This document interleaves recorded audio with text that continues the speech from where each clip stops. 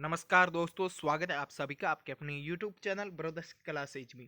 तो दोस्तों, पशुधन सहायक भर्ती का परिणाम है वो कब तक जारी हो जाएगा, इसकी कट ऑफ है वो क्या रह सकती है, और यूटीबी की पोस्टें हैं वो क्या कैसे होगी, इसका सिलेक्शन कैसे होगा, किस प्रकार रहेगी, कितने दिन के लिए स्थायी रखेगी, कितने दिन के लिए नहीं, तो उसके बारे में भी जानकारी देखेंगे। उससे पहले हम देखेंगे पशुधन सहायक का परिणाम है वो कब तक आएगा और इसकी जो कट ऑफ है वो क्या रह सकती है और डॉक्यूमेंट क्या चाहिए, उसके भी वीडियो मैंने अपलोड कर रखे हैं और यूटीबी के बारे में भी बात करेंगे। तो पहले इसके कट ऑफ की बात कर लेते हैं। तो जनरल कैटेगरी के जो कैंडिडेट्स हैं, इसमें जो फीमेल कैंडिडेट्स हैं, जो जो फीमेल कैंडिडेट्स हैं वो अपने दो इसमें से 10 से 12 नंबर कम करके मान ले, इससे ज़्यादा नहीं होगा। ये डॉक्यूमेंट वेरिफिकेशन के लिए बता रहा हूँ, 10 से 12 और फाइनल सिलेक्शन के लिए 8 से 9 क्वेश्चन है वो कम मान के चलिएगा। तो ये फीमेल मेल कैंडिडेट्स हैं, इसके आधार पर बता रहा हूँ। अगर जनरल कैटेगरी में है 90 प्लस हैं आपके, तो आप डॉक्यूमेंट वेरिफिकेशन के लिए सिलेक्टेड हो जाओगे, और 94 तक है तो आप फाइनल लिस्ट में आ जाओगे। फाइनल लिस्ट में दो दो क्वेश्चनों का ही डिफरेंट होता है, दो या ज़्यादा अधिकतम 3 क्वेश्चनों का डिफरेंट होता है, इससे अधिक नहीं होगा। तो 90 से 94 के बीच में जो कैंडिडेट्स हैं वो डॉक्यूमेंट वेरिफिकेशन से लेकर फाइनल मेरिट तक के लिए फिट है। अब बात करते हैं ओबीसी कैंडिडेट्स की। तो ओबीसी जो कैंडिडेट्स हैं वो 86 से 90 के बीच में हैं। ओबीसी कैंडिडेट्स के लिए 86 से 90 के बीच हो सकता है, इससे 2 नंबर 88 से 90 तक के बीच में रह सकती है मेरिट। अगर डीवी के लिए बुलाया जाए तो 86 वालों तक का हो सकता है, और 88 से 90 तक के बीच में जो है फाइनल मेरिट जा सकती है। जो 90 प्लस होगा वो जनरल कैटेगरी के अंतर्गत आएगा ओबीसी का कैंडिडेट्स। और अब बात करते हैं एससी और एसटी कैंडिडेट्स की। तो एससी और एसटी कैंडिडेट्स हैं, उनके लिए 78 से 82 तक के बीच में मार्क्स हैं वो आने कंपलसरी हैं। यहाँ तक मार्क्स आते हैं तो एससी और एसटी कैंडिडेट्स हैं वो बिल्कुल सेफ जोन के अंतर्गत हैं। अब एमबीसी कैटेगरी की बात करते हैं। तो एमबीसी कैटेगरी की बात करते हैं तो वो 80 से 85 के बीच में आने की संभावना है, 80 से 85 के बीच में।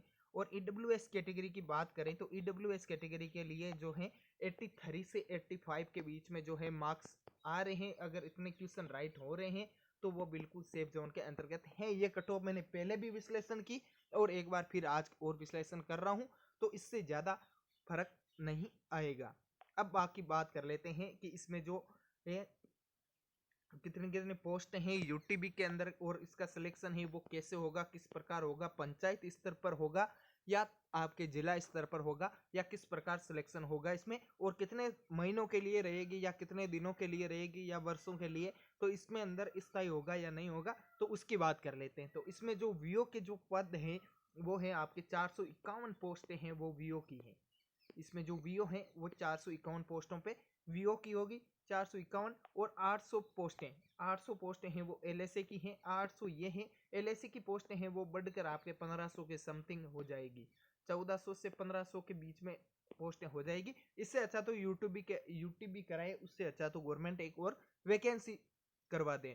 तो वैकेंसी करवाए तो उसमें भी फायदा हो सकता है। और अपनी राय जरूर दें कमेंट बॉक्स में, क्या यूटीबी सही है या गलत है, तो इसके बारे में सोच विचार के, अगर गलत है तो इसका विरोध करें, गलत नहीं है अगर आपको लगता है कि गलत नहीं है सही है तो ये देखें यूटीबी की। और 2000 पोस्टें हैं वो जलदारी की होगी, 2000 जलदारी की है। जलदारी के अंतर्गत वेटनरी वालों को सबसे पहले वरीयता मिलनी चाहिए। जलदारी के अंतर्गत अगर वेटनरी हॉस्पिटल में लगवा रहे हैं तो इसमें 12th पास के लिए हो रहा है ये, तो इसमें वेटनरी जिसने वेटनरी कर रखी है उसकी वरीयता सबसे पहले होनी चाहिए, बाद में बाकी की वरीयता होनी चाहिए। ये छोटी सी मांग है जलदारी के अंतर्गत। अब तो इसमें जो स्थायी होगा वो कितने दिनों बाद होगा या होगा नहीं, तो वो देखिएगा। अभी ये गवर्नमेंट है, इसके इलेक्शन आने वाले हैं इस सरकार के, तो अगर ये सरकार चाहती है तो इसमें जो लग जाए एक बार यूटीबी में, तो उसका ये सरकार जाती जाती इसमें स्थायी रूप से कर सकती है, चांसेस ज्यादा हैं स्थायी रूप में करने के। देखिएगा, तो इसमें स्थायी रूप में जैसे अभी सीएचओ में हुआ था, तो सीएचओ वालों को स्थायी नहीं किया था, उन्होंने कोरोना काल तक ही रखा था और बाद में उन्हें हटा दिया गया था। हटाने के बाद में अब वो भी विरोध कर रहे हैं, तो अब देखते हैं उसका क्या निर्णय होता है, गवर्नमेंट उन्हें वापस लेती है या नहीं। तो उसी प्रकार ये एलएसए में होगा। अगर एलएसए के 800 पोस्टों पर अगर आपको लिया जा रहा है तो आपका भी इसमें बाद में हटा दिया जाएगा, 6 महीने या 8 महीने रख के इसमें आपको हटा दिया जाएगा।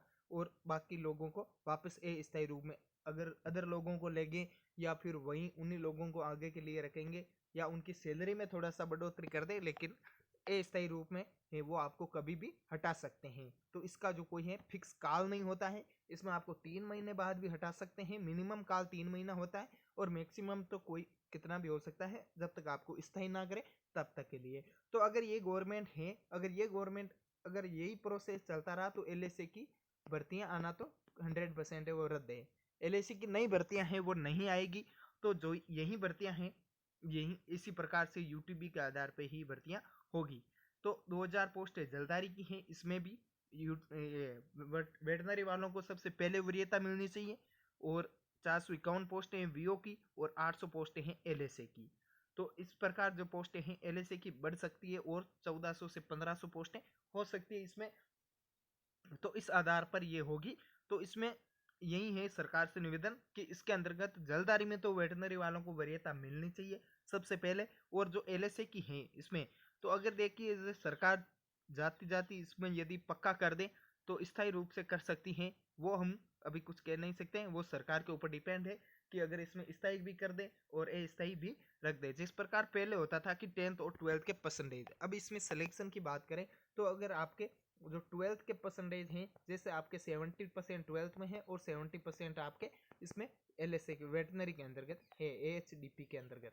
एएचडीपी में आपके 70 हैं तो आपके 70% है। अगर आपके 70 तक इसमें जो परसेंटेज होगा वो कलेक्ट करके उसके बाद में एक निश्चित मेरिट बनेगी। इसमें एग्जाम वगैरह कुछ होगा नहीं, एक मेरिट बनेगी। उस मेरिट के आधार पर यदि 70 हैं तो 70 और 75 के समथिंग इतनी मेरिट जाती हैं।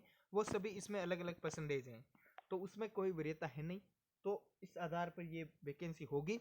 तो आप भी अपनी राय जरूर दें कि ये वैकेंसी सही है यूटीबी या गलत है। तो जय हिंद जय भारत।